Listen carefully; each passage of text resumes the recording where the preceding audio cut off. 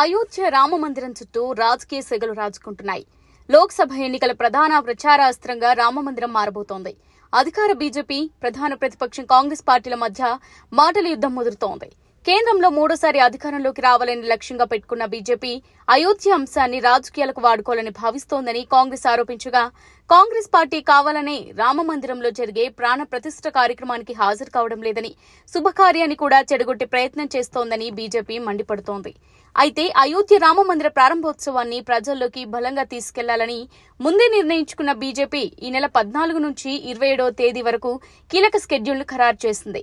15 రోజుల పాటు ప్రతి ఇంట్లోనూ రామజ్యోతులు వెలిగించడంతో పాటు దేశవ్యాప్తంగా ఆలయాలను శుభ్రపరచడం, భక్తులు అయోధ్య వెళ్లేందుకు సహకరించడం వంటి కార్యక్రమాలను చేపట్టాలని పార్టీ శ్రేణులకు పిలుపునిచ్చింది. రామమందిరం ప్రారంభోత్సవాన్ని దీపావళి తరహాలో చేయాలని, ప్రతి ఇంట్లో 5 దీపాలు వెలిగించేలా ప్రజలకు సూచనలు చేయాలని ఆదేశించింది.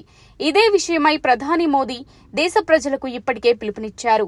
అందుకు తగ్గట్లుగానే ప్రచార కార్యక్రమాలు నిర్వహించాలని కార్యకర్తలకు బీజేపీ సూచనలు చేసింది. దీంతో భక్తులకు అయోధ్య ప్రయాణ సౌకర్యాలు కల్పించడంతో పాటు ఇతర అంశాల్లోనూ ఆర్ఎస్ఎస్ కార్యకర్తలతో బీజేపీ శ్రేణులు అండగా ఉండనున్నారు. అయితే రామాలయ ప్రాణప్రతిష్ఠ కార్యక్రమానికి దూరంగా ఉండాలని నిర్ణయించుకున్న కాంగ్రెస్ పార్టీ కమలంపై కస్సుమంటోంది.